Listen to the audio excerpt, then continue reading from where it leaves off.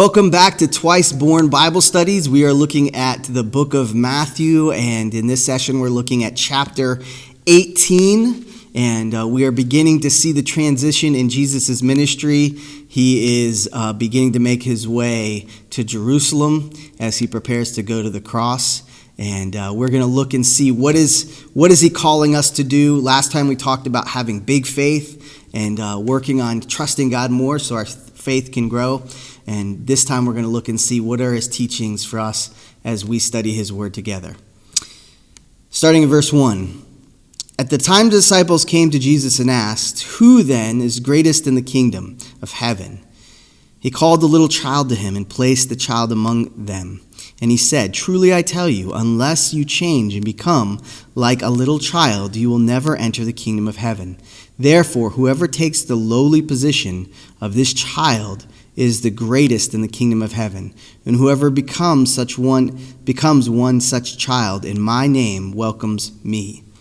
And so Jesus is living in and teaching again the importance of humility, the importance of coming to Jesus and coming to God really in a respectful manner, recognizing their authority and who they are and their deep love for us.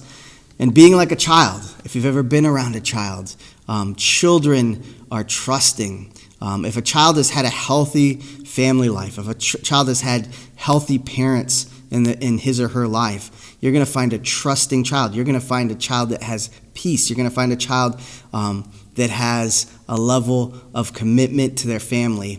And this is what Jesus is saying about us. We need to have that kind of faith as a child, a trusting, completely giving ourselves over to the leading and guidance of him. Verse 6, "If anyone causes one of these little ones, those who believe in me, to stumble, it would be better for them to have a large millstone hung around their neck and to be drowned in the depths of the sea.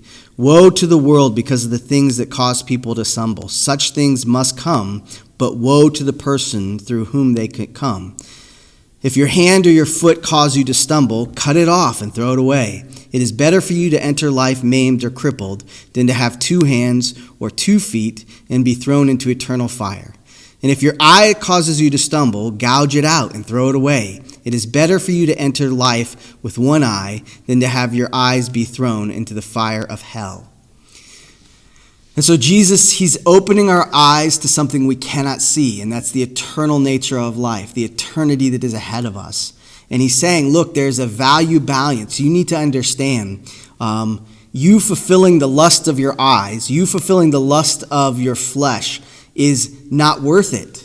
It is better for you to lose those body parts than for you to empower them and lead you into destruction. And that is such an important thing for us to remember. We on our own cannot overcome sin. We need the power of the Holy Spirit. We need his guidance. But yet we also need to submit to that power and to that guidance, recognizing the importance of it. We should never underestimate the power of sin. Sin has distorted the world like nothing else. And we have to recognize its power. We should never underestimate the power of sin. Jesus calls sin, he talked earlier about it being like leaven, that it goes into the whole dough. You put a little in and it spreads everywhere. And here he's saying, if your eye causes you to sin, if your hand causes you to sin, it's better not to have those than for you to have them and have them betray you and lead you into death. He also says something very powerful here about how we are to approach children and innocence. And that if we cause innocent children or anyone that's innocent to stumble, that is a dangerous thing for us. That is a horrible thing to do, and it has powerful ramifications. It has very large ramifications, and we should never consider causing an innocent one to stumble in any way. Verse 10, "See that you do not despise one of these little ones, for I tell you that there are angels in heaven always see the face of my Father in heaven. What do you think? If a man owns 100 sheep and one of them wanders away, will he not leave the 99 on the hills and go look for the one that is wandering off? And if he finds it, truly I tell you, he is happier about that one sheep than about the 99 that did not wander off. In the same way, your Father in heaven is not willing that any of these little ones should perish." And so God looks at the earth and he sees us, and he sees the fact that some wander off and some choose a path of danger. And He's saying here, if he was to go and collect that one and bring it back, how much joy that would bring, how much enthusiasm. Even in heaven there would be celebrations. And so we should see life that way. As we look at people, we should never say someone is too far off or someone is unhelpable or unsavable. Jesus is saying that even the most lost person, the person that is as far away from him as possible, can be saved, can be brought back, and that there'll be great rejoicing in that. And so we should rejoice in the possibility. Maybe you know someone. Maybe that's where you are right now.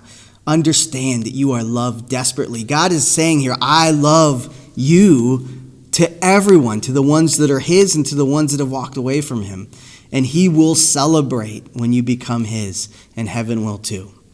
Verse 15, if your brother or sister sins, go and point out their fault just between the two of you. If they listen to you, you have won them over. But if they will not listen, take one or two others along, so that every matter may be established by the testimony of 2 or 3 witnesses. If they still refuse to listen, tell it to the church. And if they refuse to listen to the church, treat them as you would a pagan or a tax collector. Truly I tell you, whatever you bind on earth will be bound in heaven. Whatever you loose on earth will be loosed in heaven. Again, truly I tell you, that if 2 of you on earth agree about anything they ask for, it will be done for them by my Father in heaven. For where 2 or 3 gather in my name, there am I with them. And so we've used this a lot in church life. If you're a part of a church or if you've been in a Bible study, many times we'll say, if 2 or more of us are gathered, God is here with us. Well, in many ways, that is in response to dealing with the drama and dealing with the issues of life. Issues are going to rise up in your family, at your work, in your church. Every place where there are people, there will be issues. And Jesus is saying, look, for you to maintain healthy relationships, for you to maintain a healthy approach to all of these different groups in your life, here is a pattern I want you to use. First, I want you to meet privately. And if you can deal with the issue privately, that's the best thing to happen. If you can't deal with it privately, don't go and gossip. Don't go tell everyone else. Get 2 or 3 others to come along with you. Bring them into the conversation so that there can be other perspectives, other inputs. If that can't be resolved in that, then you go to the church or leadership and you say, look, I've been trying to resolve this issue. We cannot find resolution. And he says, look, if at that point the person or the issue cannot be resolved, then there needs to be some sort of separation. Not hatred, not belittlement, not gossip, not slander. Actually, in many ways, you show grace and you try to encourage, but you separate and you divide and you take a new path. I would encourage everyone, as we think about all the issues in our life, this is the best way to deal with things. It is not what we typically do. We typically go to our friend, to the person that will listen. We don't go directly to the person we have the offense with. And when we do that, we cause much more problems than good. And so I would encourage you, whenever you have a challenge in your life, whenever you have a situation going on, whether it's at work, in your family, at church, use Matthew 18 as your point of reference on how you're going to deal with it. See if Jesus' way is the best way for conflict resolution. I believe that it is. I believe if churches and businesses and families would operate in this way, we would see a lot more healthy churches, a lot more healthy business lives, workplace environments, and a lot more happy families.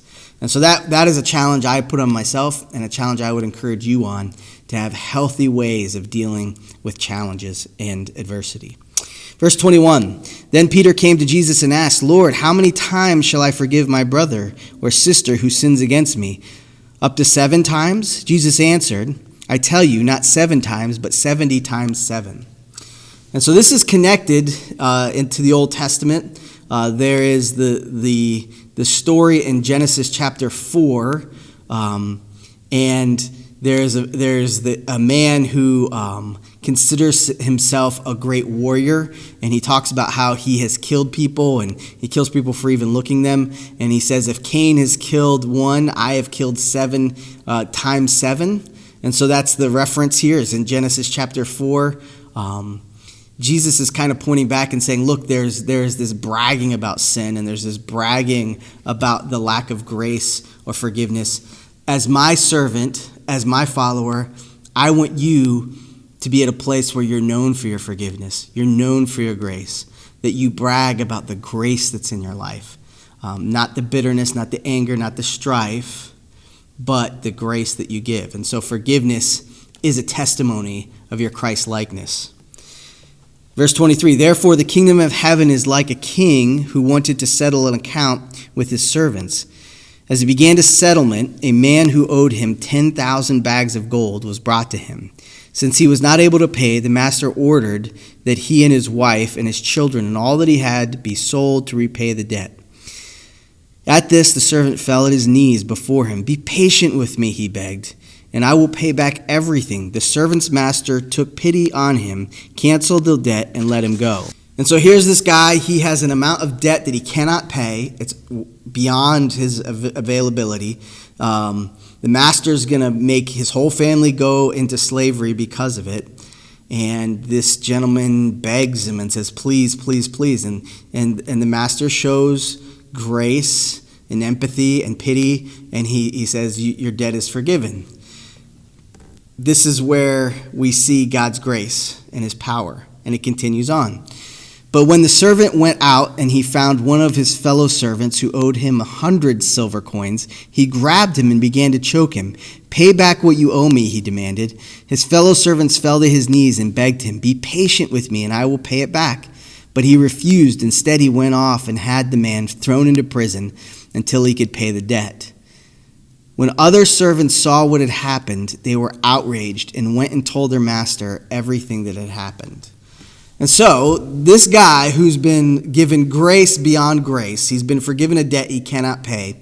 He has another guy who owes him relatively nothing compared to what he owed, and yet he's beating the guy up to get his money, and he's chastising, he's being cruel to this guy. And then the other servants are like, this is insane, this is hypocrisy, and they go back to the master to tell him what happened. Verse 32, the master called the servant in. You wicked servant, he said, I canceled all your debt of yours because you begged me to. Shouldn't you have mercy on your fellow servant just as I had on you? In anger, his master handed him over to the jailers to be tortured until he should pay back all he owed. This is how my heavenly Father will treat each of you unless you forgive your brother or sister from your heart. And so Jesus is giving this story to help us to recognize that we no longer have the right to hold people in a prison of unforgiveness. We no longer have the right to be bitter at people. We no longer have the right to hate people. Jesus is saying this is an extremely important principle for you to understand. You must forgive. I have forgiven you something that you could never pay for. You must forgive those around you who have done things to you that are minor in comparison to what sin has done to Christ on the cross. And this is a difficult teaching because maybe there's things in your life that you're saying, there's no way I can forgive that. There's no way I can live like this. Well, Jesus is really saying there's no way you can't. If you choose the path of bitterness, if you choose the path of holding anger against people and looking for ways to hurt those that hurt you, you will only find more pain.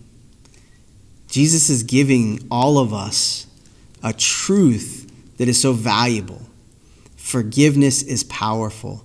Forgiveness is life-changing. Yes, you don't condone bad behavior. Yes, you don't enable bad behavior or evil behavior. But you also do not have to judge it.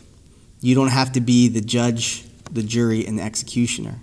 You can hand it over to God. The beauty of the truth of Christ is that all things will be made right. All things will be dealt with. The sin, if it's against you, if it's unjust, God will deal with it. You have to trust him in that. Your part is forgiveness. Your part is to show the grace that has been given you. Can you do that today? Can you trust God in that way today? That's a challenge. It's a challenge I believe every day we have to ask God to help us in. And so today, let us be faithful in forgiveness. Let us not hold on to grudges or bitterness or anger, but trust in the Lord and recognize his amazing grace that he's given to every one of us. Well, I hope that the Lord has spoken to you. I hope that you're learning new things and that you're maturing and growing. And we'll continue our study as we look next at chapter 19 and begin to see Jesus as he prepares for the cross because he loves us desperately. Well, I look forward to talking with you again. I hope you have a great rest of your day. God bless.